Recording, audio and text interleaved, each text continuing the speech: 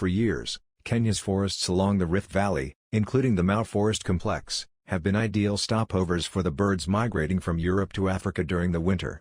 But things are fast changing with the rising global temperatures. Nimesaliwa huku, so mimi ni mkaaji wa area hii, nimesaliwa huku. So kitambo nilikuwa naona ndege wengi wakiwa wanapita hewani, wakienda kwa groups, lakini wakati huu hatuonangi hizo mandege. Hatujui ni kwa sababu ya mazingira ambayo imechange ama weather imechange. Tujui area yetu imekuwa baridi ama imekuwa joto. Lakini najua likely kitu yenye inaweza fanya mandege tusikuwe tukiona wakati huu ni ukataji wa miti kwa forestry. Sana sana tunajuanga mazingira ambayo ndege wanapenda kukaa ni forest, kwa miti, mahali penye kuna miti. So nawahimiza tusikate mti, tupande miti ndio ipate kuwa mahali ambapo ndege watakuwa wakikaa. From mid-November through December, tourists, students and nature lovers would pitch camp at several sites along the escarpments to watch raptors and storks glide over the region to Egypt and other African countries.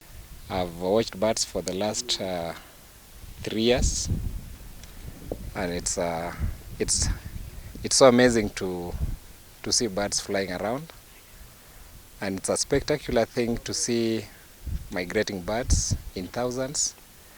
But unfortunately today, I think the timing was we came a little late, because if we had come earlier than this, we would have spotted a good number of birds.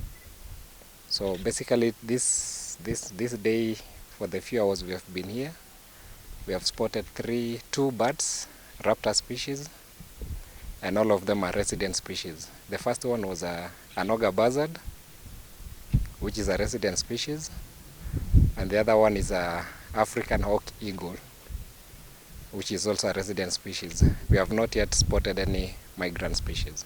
Recent research studies on migratory birds indicate the timing of the movement has shifted substantially and the numbers have reduced drastically as a result of climate change. To those within the observatory sites, absence of the migratory birds means loss of livelihoods.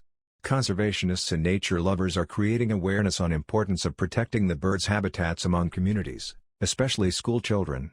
So we have organized students in a primary school as we aim to teach them on conservation studies, on how to conserve birds and the environment at large, because they are our future generation.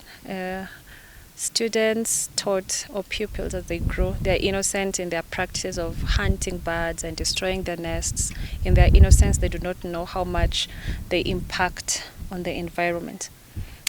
Taking this step to teach them the importance of conserving these birds is important, because we secure our future. If we have a future of students who value conservation, then we will have a lot done and a lot protected.